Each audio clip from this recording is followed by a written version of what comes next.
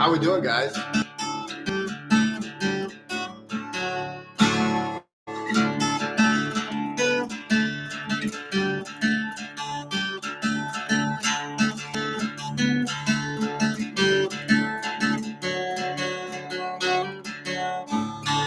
Today we're doing some Q&A.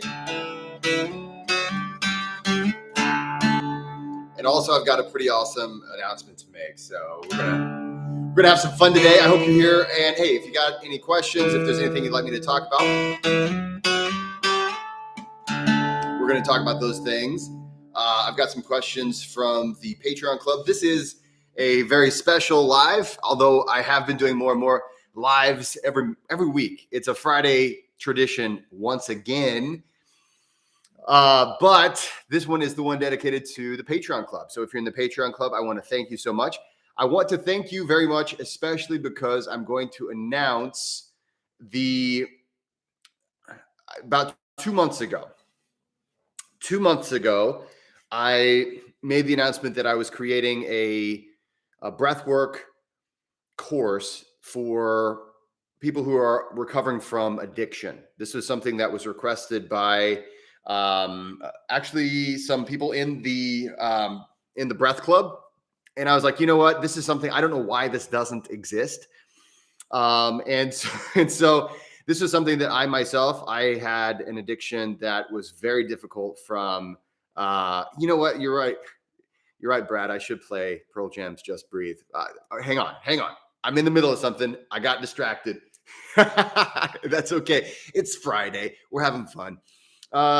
So anyway, a month ago, or actually 2 months ago, I mentioned that I was going to make this course. It's an online course to help people who are coming off of addiction. And this is something that, like I said, this is my ancient past. 12 years ago, I think it's been 12 or 13 years ago, whenever I overcame a 10-year addiction. So I was an opioid addict for 10 years. Yeah, gross, right? So I had a long addiction. It was something that I really didn't tell anybody about. I was really embarrassed about it. And it's not like I'm really proud of it. But it's something that eventually in my book, when my book came out in 2020, I added a little section about how one of the things that led me to addiction was the fact that, and I didn't realize it at the time, but it was just, it was a way to deal with anxiety and stress. And it wasn't like I was saying, oh, I have so much stress and anxiety, I think I should go become an addict. But, because things don't happen like that. But looking back, I realized it was just it was a disconnection that I had, that I know a lot of people have. And it's something that, thanks to this course, thanks to this, or I should say, thanks to the Patreon Club. So if you're a part of the Patreon Club, I want to thank you. If you're not a part of the Patreon Club, I want to invite you to join. But thanks to the Patreon Club, I can offer this breathwork for addiction recovery for free. So this is going to be a course that will come out next week. Hopefully, as long as I get everything up and running. Today I filmed the last parts of it, and I'm putting together some of the guided breathwork sessions that are going to be in the course. And it's going to be something that, yes, if you can pay, it's the course itself. I estimate the course is worth about $100. Okay. So if I was charging what the course is worth, it would be $100, maybe $150. But I am putting on there, okay, so the full price, if you want to pay full price, if you're financially able, it's better to pay for something. And people are like, I'd rather get it for free. And I understand that because I prefer getting something for free. But it's proven time and time again, if you actually put skin in the game, if you actually pay for something, you're more likely to complete it and to actually use it and to take it seriously and to get the most out of it. That's just the way human beings work. But I want to make this so that I know there's a lot of people coming off of addiction who you just don't have the money. You just don't have the funds.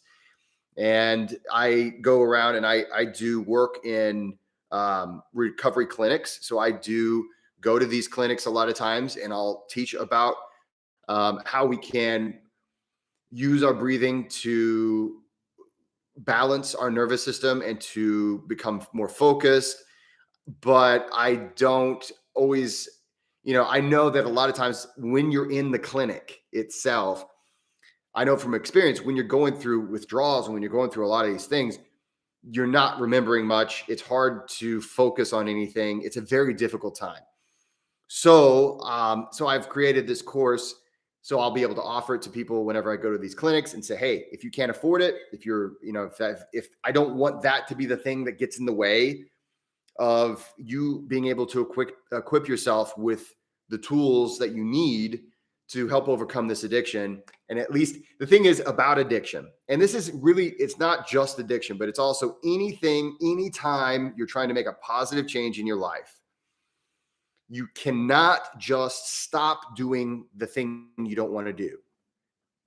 That is not how humans work. That's not how we work. To say I am a not addict, or I am a not fill in the blank, whatever thing that you're trying not to do. If all you do is focus on not doing that thing, before you know it, you're going to do that thing because that's all you're focusing on.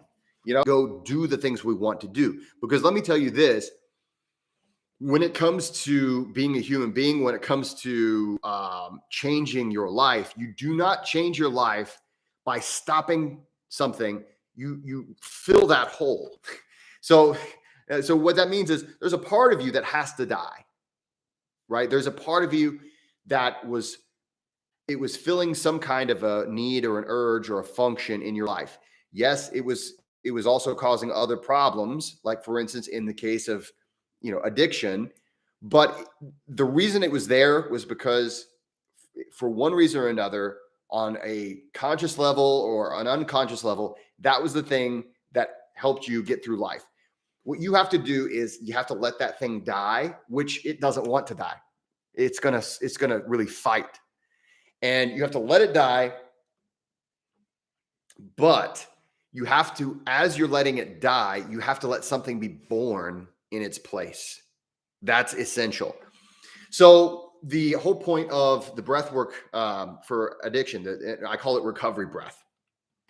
The whole point of it is to learn the basics and the essentials of how you can use breath work as a tool to put yourself in the best state, to make the best possible decisions, to do the best that you can do in your life, to live that fulfilling life, which you deserve to live. That's going to be coming out next week, hopefully before Friday. Basically, all I have to do, I have to edit down a few videos. I have to make sure that I have enough guided tracks. So what's going to be in this thing? So if you know someone who's struggling with addiction, this is a great gift. If you're struggling with addiction, this is my gift to you. Yes, pay for it if you can. What I've got, so I'm using a platform that I've seen some platforms that it's just like pay whatever you feel like paying. You just enter in an amount and that's the amount. But that's not the platform I'm using, doesn't have that function. So what I did is I was like, okay, if you want to pay full price, here it is. If you want to pay half price, here it is. If you want to pay $10 and help me keep the site going, here's that.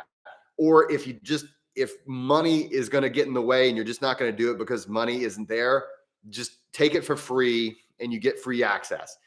So this is only possible. The only way that this is possible is because of this Patreon club that is sponsoring this video today, this YouTube live. So that is it.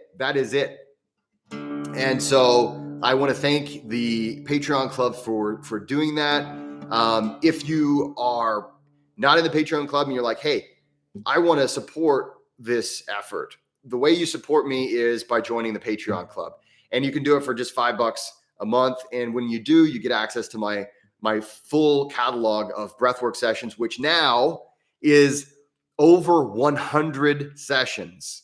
And these are all kinds of different techniques using the language of breath system to put you in a different state. So for instance, the state of sleep, rest and digest, maybe to amp you up, maybe go super deep. Maybe you want to have a altered state experience. there's a few of those on this in this Patreon club too. So I want to thank everybody that's in the club, and I'm just really excited for the future. Let's see here. Yes, you see a guitar, Rusty.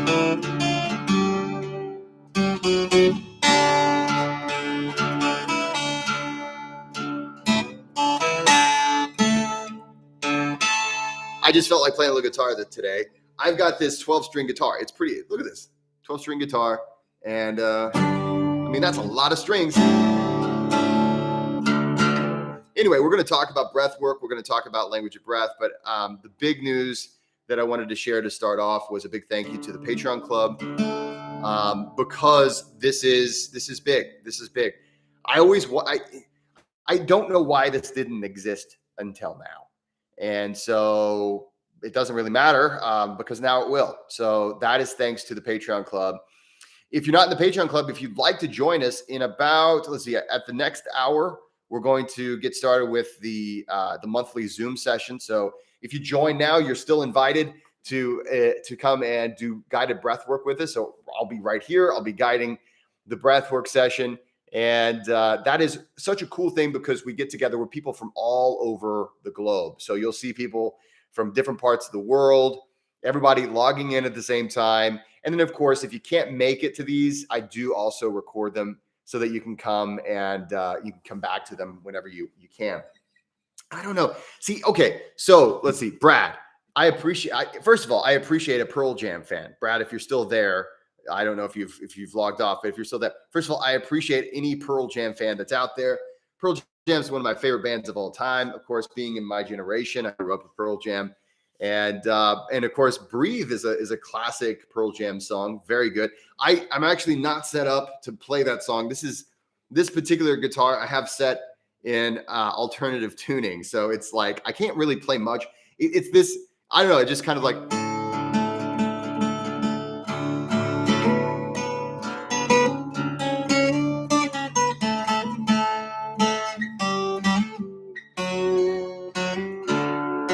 Hey, I'm glad you're still here, Brad.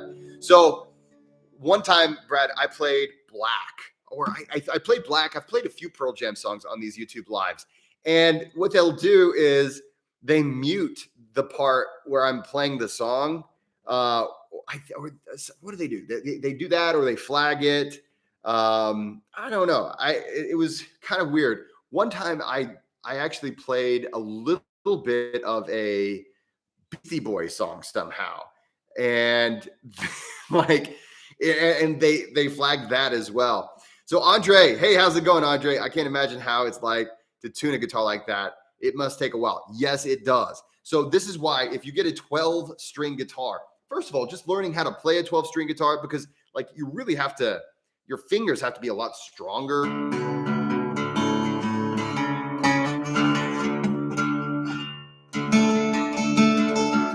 Because you're holding down 2 strings at a time.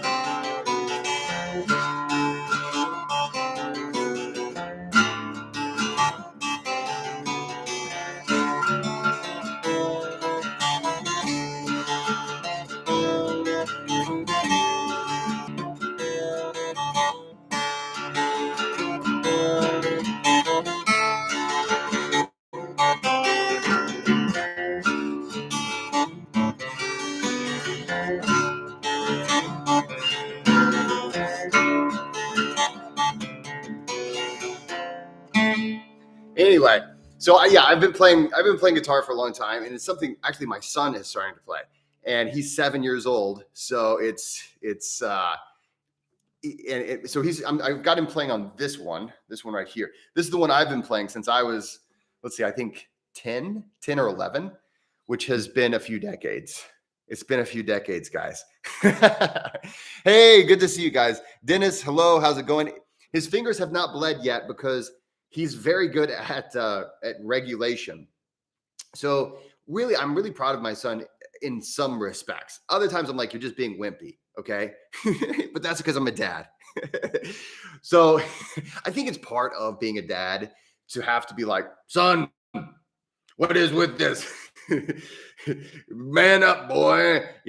But no, he's been really good about of course, I think we all have to be told a little bit. We have to be pushed to do your best, right? And ultimately, as a dad, that's the big thing. If as long as you do your best, I don't care if you come in first place or last place. I am just happy that you're trying, because ultimately in life, it's all about like the people that can learn that. If you can just learn to do your best, eventually those are the people that tend to do the best. It's just that it's that curve, that learning curve of like, oh my God, this isn't easy, right? It's not coming to me incredibly easily. So I think I'll just not do this anymore. So yeah, his fingers have not bled yet. He's learned the E and the A, right? So this is in alternate tuning. So, but he's learned E and A, and it's just really I guess this is the A that he knows, and then but if you know how to play the B power chord, you can play just about everything. Oh, I was playing Green Day one time, and on a 12-string guitar, Green Day actually sounds kind of interesting. Hey, Brandon, nice to have you here.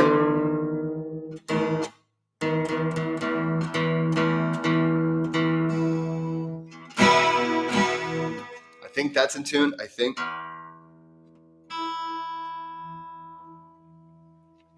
When I was in a band in high school, everybody hated it whenever it was my turn to tune my guitar. So but I don't know why. It was like I would always go up too high or down too low, and I would be there forever. So every time we played a show, my friends would tune my guitar for me, not because they were trying to be nice. It was just so that we could actually get on with the show. That was it. Let's see here. Can I play? I'm gonna.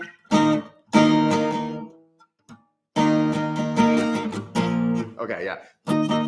And this is going to get me. I won't be able to monetize this, but I don't care. It's all good. I don't even know if I'm monetizing it anyway. So, do you have the time to listen to me whine? Here it is. Okay, it's been a while. About nothing and everything all at once. Okay, never mind. I haven't played this on a 12-string, and I just tuned it very poorly. So, hi, V. Thomas. The system, the structure, correct, coercive, and hierarchical does not cater for all personality types. Well, okay then. Happy Friday. Happy Friday.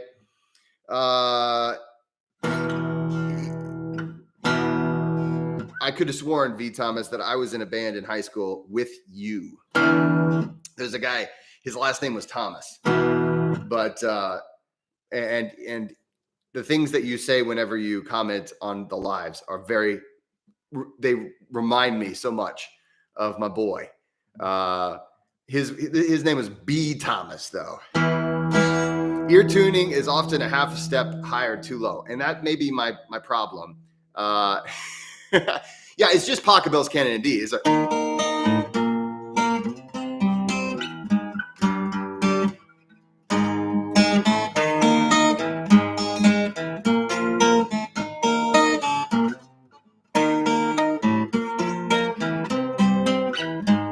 Anyway.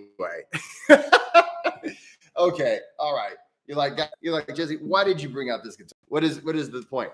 So, yeah. So anyway, let's get to some of the questions that I've gotten asked this month. Actually, I didn't get asked many questions for the Patreon club. So this is the Patreon sponsored one.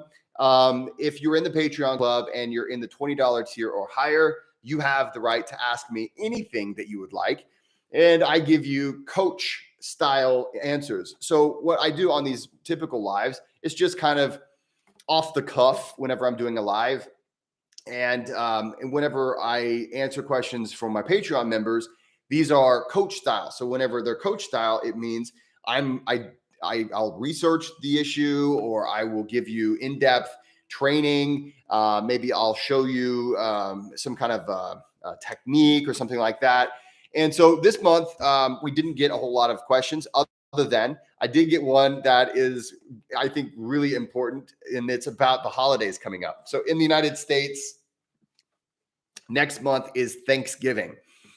So I know there's a lot of countries around the world that have some kind of a family-oriented holiday during the month of November. Others, I think, have it this month, but I'm not 100% sure.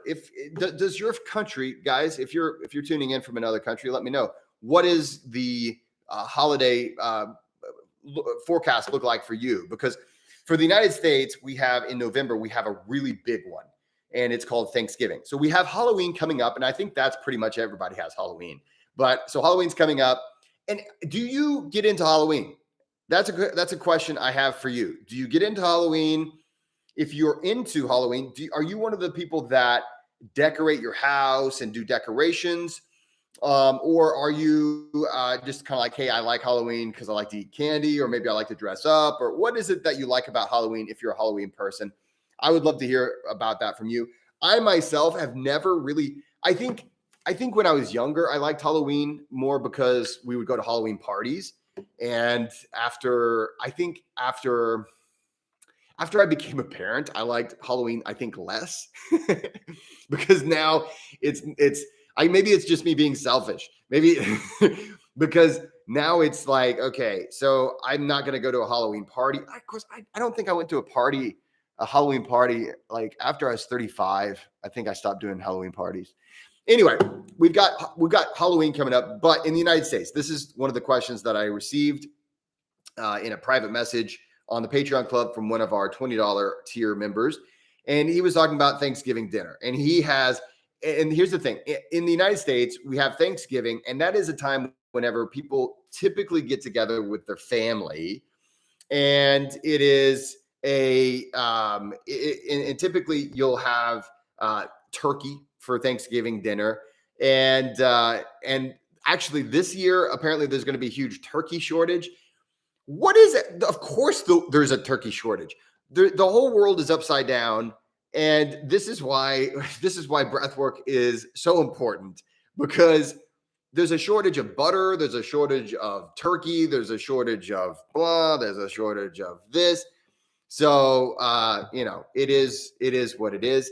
V. Thomas is talking about sacrificing goats, and you're a vegan. And that is awkward, V. Thomas. But so one of the questions that I got this month was referring to Thanksgiving. We get together with family during Thanksgiving, and this is normally when people blame Thanksgiving for they'll blame the turkey for getting tired. So people typically talk about, okay, I get really tired after Thanksgiving dinner, and it's because of the tryptophan in the turkey, and the tryptophan makes me tired. This is an urban legend. This is not really true. And just as proof of that, if you eat turkey any other time of the year, you probably don't get the same feeling as you will if you're the type of person that gets tired after Thanksgiving dinner. And so it's basically this interesting thing where, well, okay, so why is it that I feel so tired after eating Thanksgiving dinner with my family? Now, there's a couple questions that this person asked me, and he's talking about being tired after Thanksgiving dinner. Yes, I am a nutrition coach as well. So one of my certifications is nutrition coach. So that's the hat that I'm wearing here. And then I'm also a breath worker. And we're going to talk a little bit about the other question, which was, he was talking about how whenever his family gets together, they tend to argue over things during Thanksgiving dinner. And this is the shame of Thanksgiving. People are in families together. They get together. It's supposed to be this wonderful time for a family to get together. And then they end up arguing this whole time because of politics or whatever, or a lot of times it's politics, which is ridiculous. Right. And so the question had two questions really. One is, how can I stay calm around my in-laws on Thanksgiving? And then also, why am I so tired after Thanksgiving dinner? And is it really the tryptophan? Okay, so the first and foremost is, how do I stay calm around my family around on Thanksgiving dinner? So here's the thing. One of the things you want to remember is that you actually like these people. And I know that it's sometimes difficult to remember this because they're your family and maybe you only see them once a year, or maybe every time you see them, you get in some kind of an argument, but they are your family.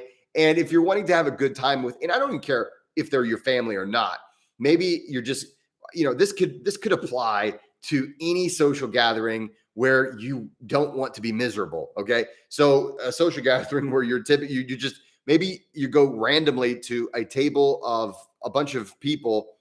How do I not suffer during that time? Well, there's certain things that I like to do. Now, for me, I make small talk a lot of times for a living. I break the ice for a living. If you've been to a retreat with me, so I lead retreats and workshops and seminars and things like that. And a lot of times we have dinner, we have lunch, we have breakfast, we have meals together, we have chit chat time together. And so I've kind of learned how to keep people from, being at each other's throats if they, want to, if they want to be at each other's throats. But when it comes down to it, the best, so I've gotten kind of good at it. But when it comes down to here's some recommendations for you. Okay. So one of the ways you can stay calm at Thanksgiving dinner, and I know people are going to say, well, there's breath work. There is. Okay. I would say 4-7-8 breathing, the cadence of bliss. If you're in the Patreon club, you know all about the cadence of bliss. If you've read my book, Practical Guide to Breath Work, you know all about the cadence of bliss. If you have taken the online course, Language of Breath online course, you know about the cadence of bliss, 4-7-8. It's very quick, it's very powerful, and it makes you feel good. Okay. One of the reasons why we get so upset has to do with our ego. Okay. And I am not the kind of person that says, kill the ego and all this stuff. I understand where that's coming from. That's coming from a position that looks to put us in a position where we see ourselves as one with everything and everyone around us. And that is an important state to understand. And that's a state that you can find. And I've found through breath work, and I've found through other methods, seeing that oneness, that is great. But I am not the type of person who says you should, just never have an ego. It's the idea of an ego. It gets a bad name because people get egotistical, right? They become just like really sold on how awesome they are as opposed to everybody else. And that's not a good way to be. But the ego is important when it comes to understanding self-respect. So if I am going through life and I have no self-respect, that's not a good thing. And that's ultimately, when we talk about the ego, we're talking about what it is to be me, who I am. That's important.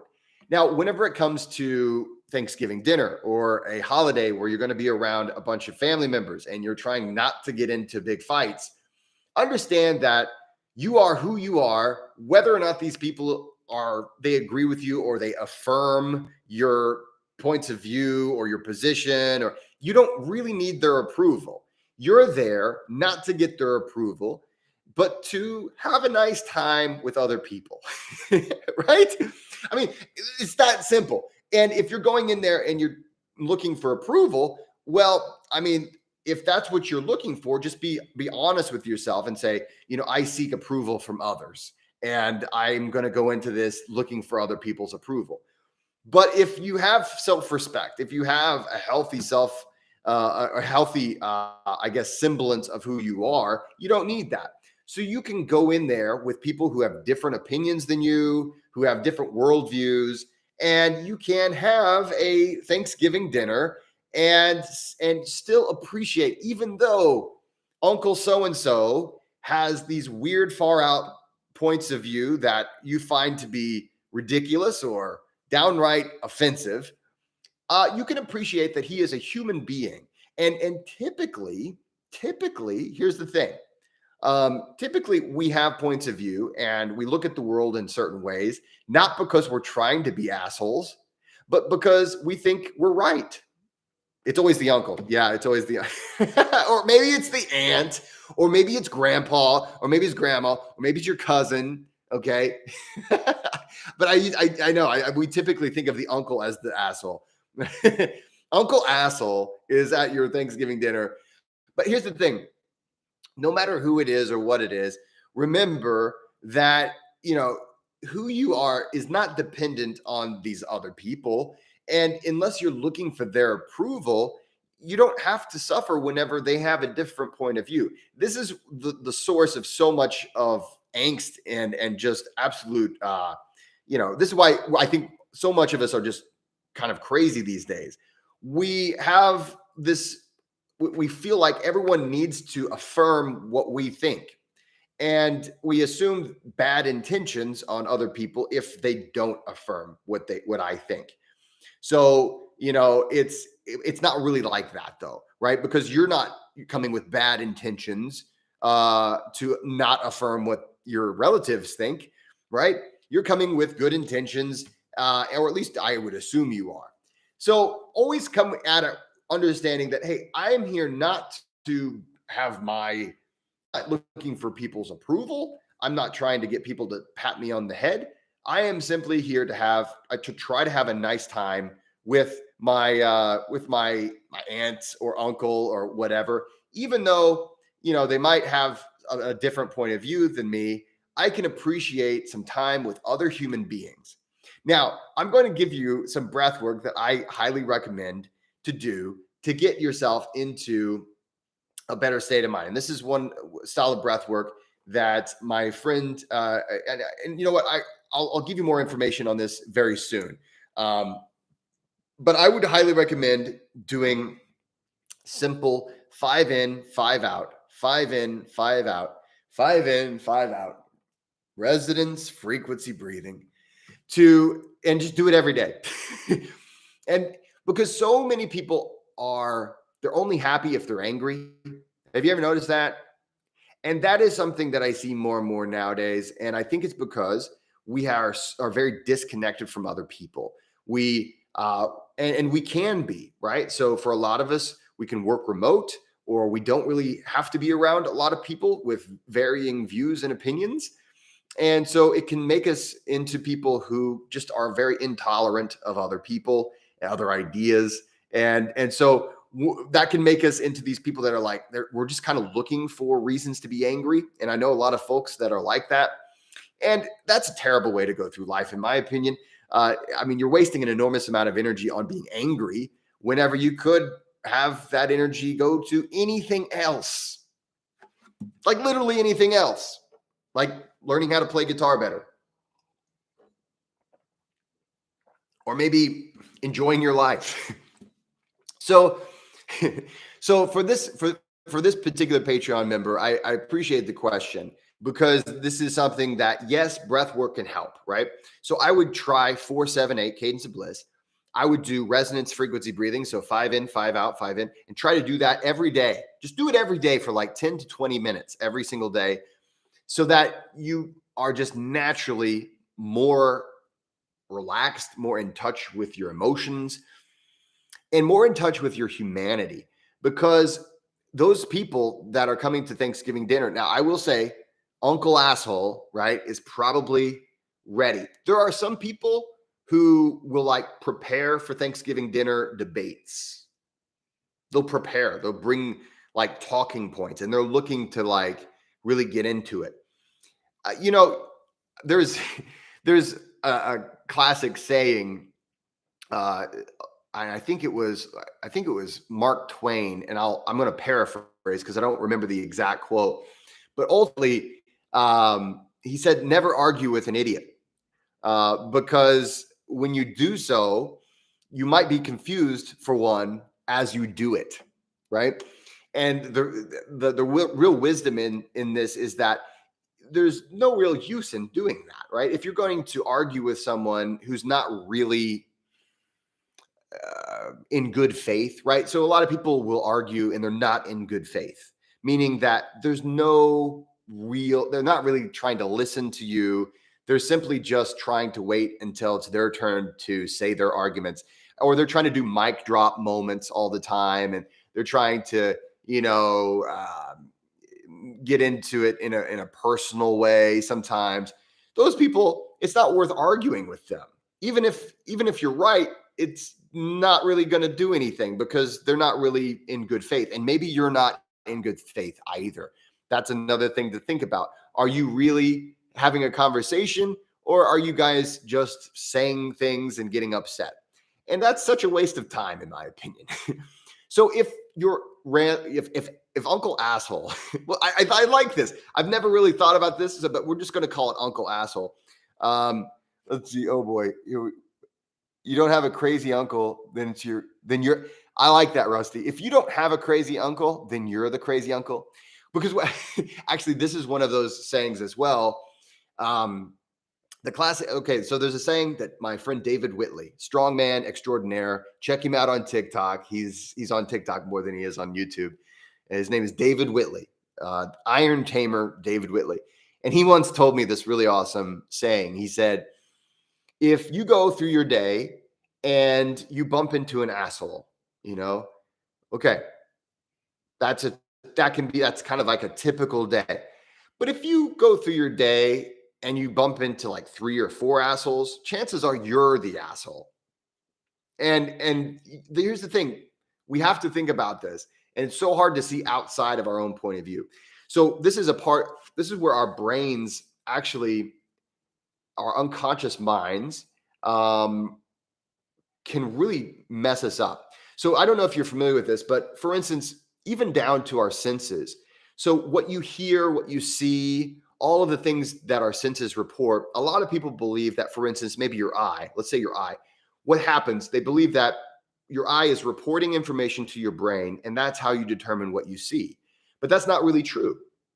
What actually happens is that your brain predicts what it believes it's going to see, and your eyes check to make sure that that is accurate.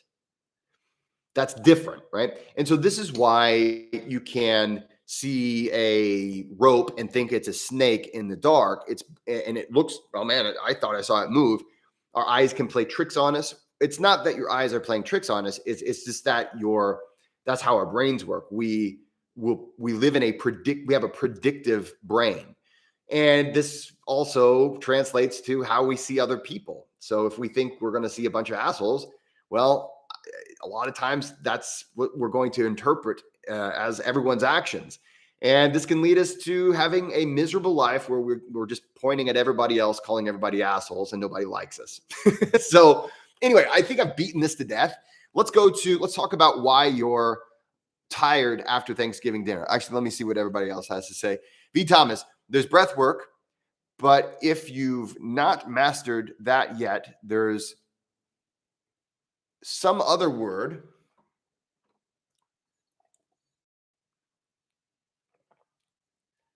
that I'll have to look up later.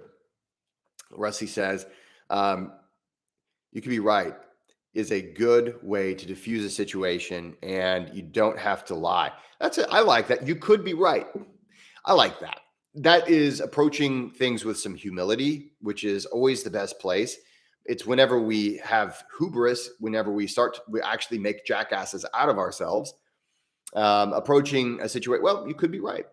Done. Move on to the next subject. I like that, Rusty. You're diffusing the situation. You don't have to sit there and argue. You can go enjoy your turkey. Do you guys like turkey? I saw Rusty doesn't really like turkey that much. I'm not a big turkey fan either. It just feels like you're supposed to eat it on Thanksgiving. Now, to the next thing. So there is an urban legend that turkey has a lot of tryptophan in it, which is why after Thanksgiving dinner, people feel tired.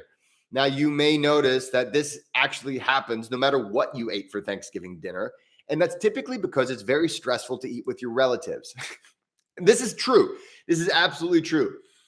Being around people that you're supposed to be family and you're supposed to be close to, but at the same time, you don't necessarily see them very often, is a very stressful situation. And that's actually why after Thanksgiving dinner, and you notice after any kind of family dinner where if you don't see your family very often, and it's not the tryptophan in the turkey, it's the stress of the situation that causes you to feel tired after that event. And so it has more to do with nervous system regulation than it has to do with anything else. So if you're looking to avoid something like this, of course, trying to calm yourself down before the dinner is the best way to do it. You want to go into the dinner as relaxed as possible because you want to avoid that adrenaline dump. You want to avoid all the indigestion and gas and all the heartburn and stuff that comes with being stressed while you eat. If you're in a stress state while you eat, your autonomic nervous system will shut down parts of your digestion that are very important for digesting food. When you consider that we typically overeat during holiday meals, you can see how important it is to actually be able to digest. Let's see here. And Brad also makes a great point. Feeling tired can also be due to a huge intake of calories. Going back to the fact that most people do overeat during the holidays. Yeah, when we eat an enormous amount of calories all at once, it can take its toll on our energy stores. And this is part of it. It can also cause us to go into a stress state. This is the weird thing. So let's talk about that. Thank you, Brad, for that comment. So when we need to digest and let's suppose you're actually relaxed, your body will send a lot of blood to your digestive organs, and it's going to focus a lot of its energy on digestion as opposed to, playing games or walking around or doing things. And so you're going to feel tired. Another thing that can happen, especially when we eat holiday food, which typically is high in sugars, it can increase the CO2 content of your blood. Now, when you have higher CO2 in your blood, that means your pH is different. And whenever that happens, that CO2 is raised, that means you're going to breathe faster. Anytime you breathe faster, you're going to put yourself in a more stressed state. When we do that, you're going to get tired a lot faster as well. So that's a great comment there, Brad. Thank you for that. Guys, I want to say thanks for everything. I'm really excited about releasing Recovery Breath, the online program for addiction recovery. This is a program that is only being made possible because of the Patreon Club. And it's not something that I would feel comfortable. I'm not in a place where I can just give everything out for free. And that's because this is what I do for a living. But because the Patreon Club offers me some financial stability, and they get an awesome access to all my stuff for that as well. But because of that, because I can rely on that monthly income, I can offer things for free. And so I want to say thank you to all the Patreon members. And if you're not in the Patreon Club, if you just want to support what I'm doing with even as low as $5 a month to get access to the full catalog, the nice thing is you get access to a whole bunch of awesome breath work. You get access to an amazing community. And you're also helping to do something good to keep this program alive and going. It's not, this is not a program that I can actually produce for free. There are costs involved when it comes to online courses. So paying for the website, paying for platform fees and whatnot. So it definitely helps a lot. So your monthly contribution helps a lot. So I appreciate that a ton.